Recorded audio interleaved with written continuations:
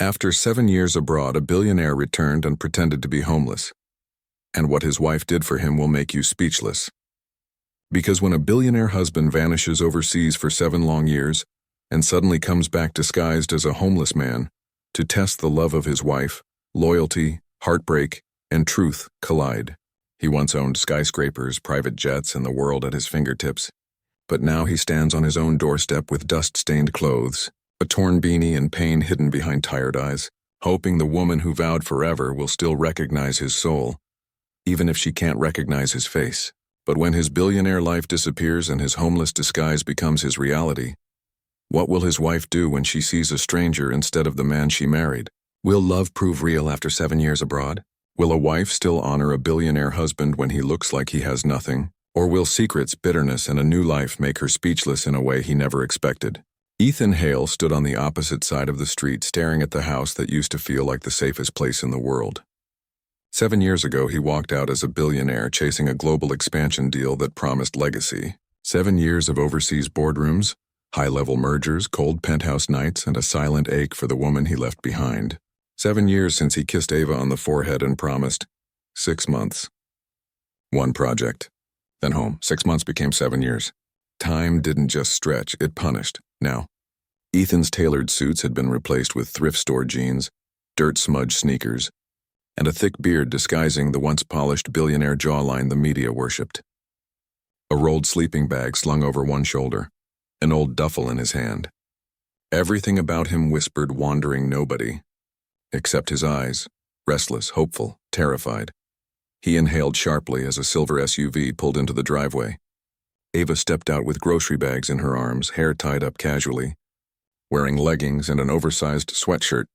Simple, beautiful, grounded. The sight hit him hard in the ribcage, familiarity colliding with distance. She looked older, a little tired, but stronger too. There was a determination in her stride he didn't remember. A quiet resilience earned, not gifted. Ethan's throat tightened. Would she feel anything? Recognize anything? He had spent years imagining this moment, and in every version she smiled first, ran to him, cried, forgave, understood. But life rarely honored fantasy. He crossed the street slowly, each step trembling. The air smelled like autumn and cinnamon. She probably baked often now. She loved cinnamon rolls. He remembered how she used to hum while kneading dough, flour dusting her cheek like stardust. 7 years and the memory still clung to him like breath. Ava didn't notice him until he spoke, voice rough, low, unfamiliar even to himself. "Excuse me, ma'am. Could you spare a little food? Or water?" She paused, startled. Her eyes drifted over him, cautious but not unkind. She had always been soft-hearted. She would feed stray animals at parks, bring coats to shelters in winter. But this wasn't charity. This was fate at her doorstep disguised as a stranger. Ava set her grocery bag inside the door and came back out. "Are you all right?" she asked gently. "Do you have somewhere to stay?" Ethan's chest squeezed. That tone, warm, empathetic. The same voice that used to whisper dreams into his neck at 2 a.m. The same voice that once told him, "You are enough, even without the money." The irony stung. "I just need a meal," he murmured, eyes lowered. "Anything helps." She studied him again, not dismissive but searching. Concern, suspicion. Something like recognition flickered for half a second, but it disappeared as quickly as it came. 7 years changes people. Time erodes familiar edges. "Wait here," she said softly. He watched her disappear into the house, heart racing. A part of him prayed she'd come back screaming his name. Another part feared the opposite, indifference. Inside, he heard a voice faintly, a male voice. His stomach dropped. Ava returned with a plastic bag, sandwiches, water, fruit. Her hands shook slightly as she handed it over. "Take care of yourself, okay?" she whispered. "There's a shelter near Maple Street. They can help." Ethan clenched his jaw. Shelter. Help. Words he never imagined anyone would direct toward him. His wealth used to command the world. Now even his wife thought he needed saving. "Thank you," he forced out, voice breaking. "Bless you," she hesitated. Something in his tone must have tugged at her. Her eyes lingered on him, brows knitting, emotion stirring behind her gaze like a memory trapped behind fogged glass.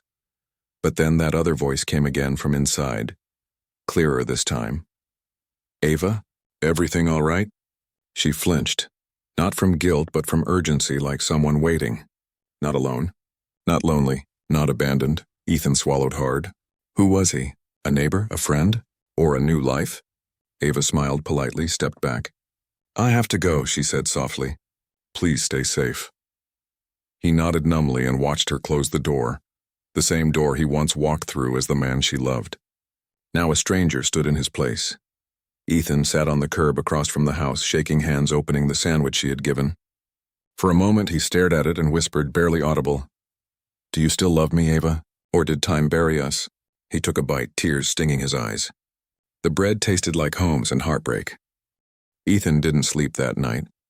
He lay on a park bench 5 blocks from the home that used to be his anchor, staring at the sky through bare tree branches.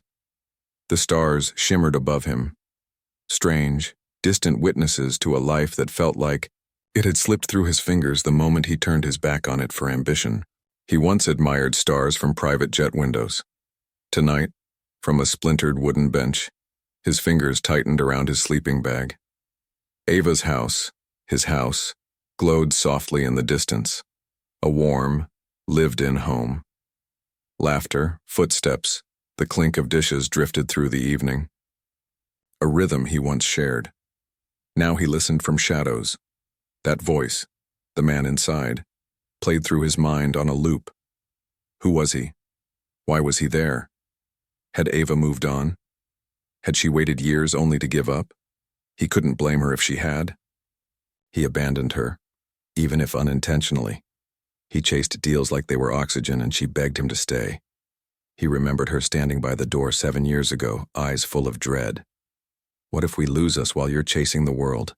He kissed her forehead and smiled confidently. "You'll always have me, but promises are fragile when time stretches them too far." A cold breeze cut through the air. Ethan pulled his jacket tighter, thin, faded fabric that didn't belong to a billionaire, but to a man testing fate. He thought success would make him irreplaceable. Instead, it made him a ghost. The next morning, the world woke bright and brisk.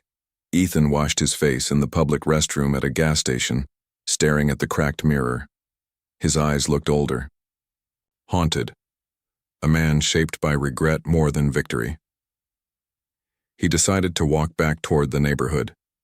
He needed to see more, not just Ava, but the life he left behind. Did the world miss him? Or did it adapt, erase, move on as if he never existed? Children boarded school buses laughing. Dog walkers waved to familiar neighbors. And there, Ava stepped out again, a lunch bag in her hand. She got into her car, alone this time. Ethan followed at a distance, steady, but unseen. He didn't know why, only that his heart needed answers the world refused to give freely. She drove to a community center, a modest brick building he barely noticed when he lived here, when his world revolved around towers of glass and steel instead of simple neighborhoods.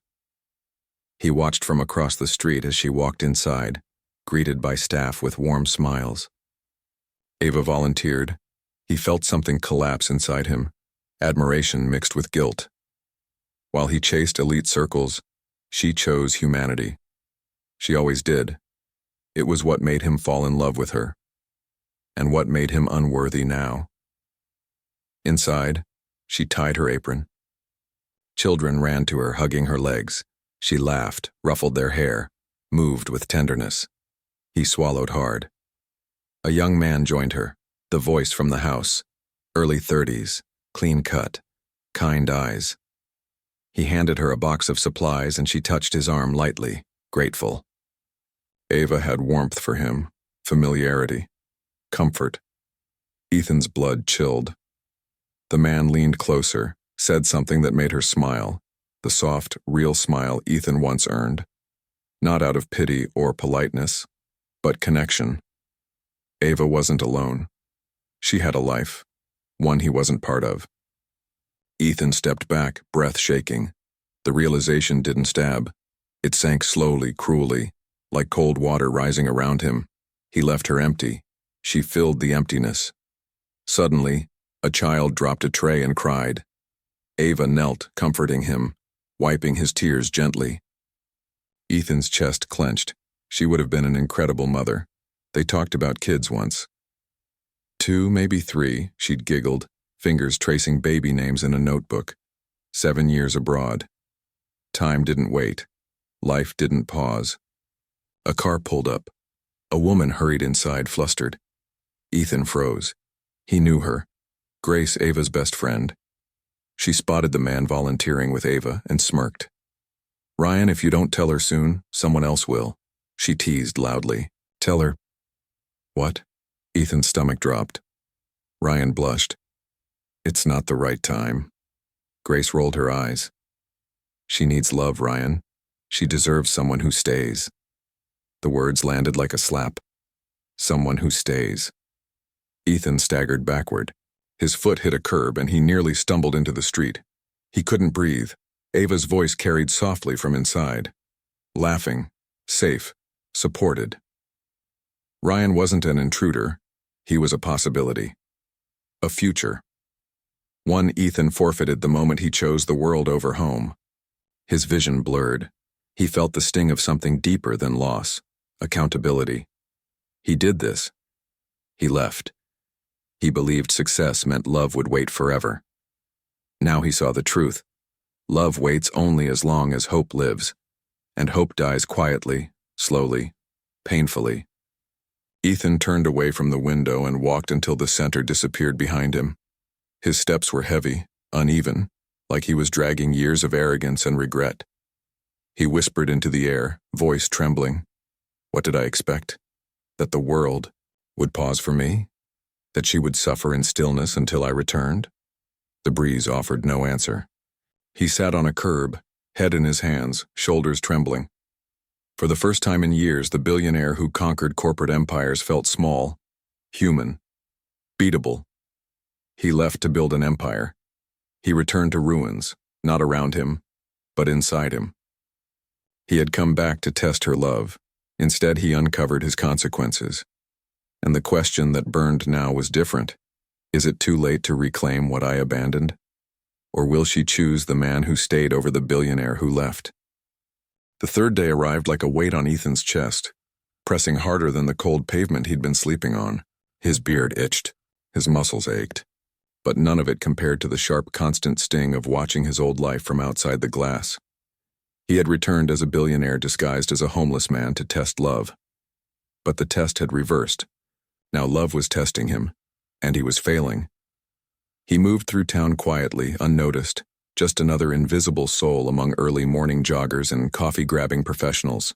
No chauffeur, no assistants, no jet-black town car humming behind him, only footsteps and silence.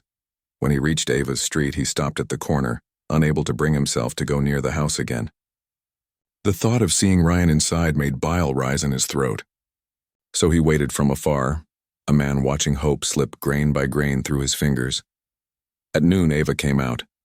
Her hair down this time. Makeup light. She looked like sunlight, soft, natural, brave in a way that made his chest ache. She walked with purpose, carrying a notebook and keys. Ethan followed from across the street, keeping distance. Not stalking, just trying to breathe near what once was his air. She walked into a cafe, the Corner Mug, the place they used to go on Sundays, sharing pastries and making little plans like, what if we took a trip to Colorado next winter? Back when life was tender and days weren't weighed with ambition and loneliness. He hesitated at the window. Ava sat at a table, flipping through her notebook. He recognized the handwriting. Looping, warm letters, tiny hearts on exclamation points. She was making lists, volunteer drive supplies, kids' winter clothing drop-off, grant application details. She was building community, not empires. He admired her more now than when he left, and that was the tragedy. Then Ryan entered the cafe. Ethan's heart dropped. Ryan smiled when he saw Ava, waving like someone who belonged there. Ava looked up, and her face softened in that way reserved for comfort, not infatuation. Yet the familiarity between them made Ethan's insides twist. Ryan sat across from her. Their conversation flowed easily, warm and casual. Ryan leaned forward, hands animated, sharing something that made her laugh. Really laugh. The kind that scrunches the eyes and lifts the shoulders. It hit Ethan like glass shattering in his chest. 7 years gone, and she had found someone who could make her laugh like that. He pressed a hand against the brick wall to steady himself. Suddenly, Ava's expression shifted. Thoughtful. Sad. Her fingers traced the rim of her cup. "I still think about him," she said quietly. Ethan froze. Ryan's smile faded. He listened. "I don't know if he's alive," she whispered, breaking slightly. 7 years, no calls. No messages, nothing. Pain washed across her face, real, raw, surviving grief pain. Ethan's breath stuttered. Ryan reached out, gently touching her hand, not claiming, just supporting. "You loved him." "I did," Ava exhaled shakily. "And part of me still does, but love can't live in unanswered questions forever." Her voice cracked. "I begged him not to go. I needed a partner, not a ghost chasing skyscrapers." Ethan's knees weakened. He slid down the wall until he sat on the sidewalk unseen, trembling. Ava continued softly. "Sometimes I wonder if I wasn't enough. If that's why he stayed gone." Ryan leaned closer. "Ava, don't do that." "You were more than enough. He chose ambition over home. That's not on you." Ethan flinched. Ryan wasn't disrespecting him, he was telling the truth Ethan never acknowledged. The truth Ava carried like a bruise that wouldn't fade. Ryan's voice softened. "You don't have to decide anything now, but you deserve someone present." Present. The word stabbed him deeper than any insult could have. He had left her to be present everywhere except where she needed him. Ava wiped her cheek, nodded, and managed a fragile smile. "Thank you." Ryan didn't push further. He just sat with her, a presence, a warmth, a steady heartbeat beside hers. Things Ethan once provided, but traded for boardrooms and contracts. The cafe door chimed as someone entered. Ethan used the sound to slip away before he did something reckless, like walk inside and shatter every illusion, every fragile truth holding him together. He walked blindly down the sidewalk, every step heavy. He wanted to scream, to turn time backward, to undo arrogance, ambition, pride. Instead, he whispered the only admission he had left. "I left her to chase the world. And now she's learning to live in a world where I don't exist." A woman walking her dog passed by, offering a sympathetic look, thinking he was another broken man on the streets. She was right, just not for the reasons she assumed. By dusk, Ethan sat by the river, staring at the water that carried reflections of passing headlights like fragments of a life he no longer held. What was he now? A billionaire hidden behind dirt? A husband without a home? A test gone wrong? A man learning humility through heartbreak? He dug into his bag, pulled Ava's food, untouched fruit, and held the apple in his palm. The same brand she always bought, something so small yet intimate. He took a bite and closed his eyes. "Even in pity, she feeds me more than the world ever did," his voice cracked. "If she chooses him, do I have the right to fight?"